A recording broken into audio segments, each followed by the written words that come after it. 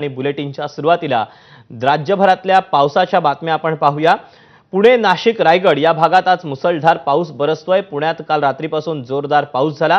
पुण्यातील काही रस्त्यांवर पाणी साचलं, भिडे पूल पाण्याखाली गेला, मुळा नदीकाठची मंदिरही पाण्याखाली गेलेत। अनेक वस्त्यांमध्ये घराघरांमध्ये पाणी शिरलंय। तर दुसरीकडे रायगड जिल्ह्यात मुसळधार पाऊस सुरू आहे। रायगड जिल्ह्यात नागोठणे शहरात पुराच्या पाण्यामुळे रस्त्यावर बोटी चालवण्याची वेळ आली। काल रात्रीपासून सुरू असलेल्या पावसामुळे प्रशासनाने आज शाळा महाविद्यालयांना सुट्टी जाहीर केली। रायगड आणि रत्नागिरी जिल्ह्यातही सर्वदूर पाऊस बरसतो आहे। पुणे, नाशिक, रायगड आणि रत्नागिरी शहरातली आणि त्यासोबतच आजूबाजूच्या परिसरातली ही सगळी दृश्य पाहतोय।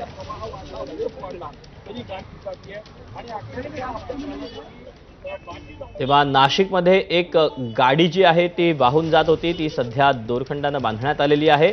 तर तिकडे पुण्यामध्ये देखील अनेक परिसरात पाऊस झालेला आहे, त्यामुळे अनेक घरांमध्ये दुकानांमध्ये देखील पाणी शिरलेलं आहे। तर तिकडे नाशिकमध्ये गोदावरीला पूर आलेला आहे। परिणामी आसपासची जी दुकानं आहेत ती देखील हटवण्यास सुरुवात झालेली आहे। नागरिकांना सतर्कतेचा इशारा देण्यात आलेला आहे। यासोबतच रायगड असेल, रत्नागिरी असेल या ठिकाणी या आजूबाजूच्या परिसरांमध्ये देखील आणि संपूर्ण जिल्ह्याभर सध्या जोरदार पाऊस बरसतो आहे।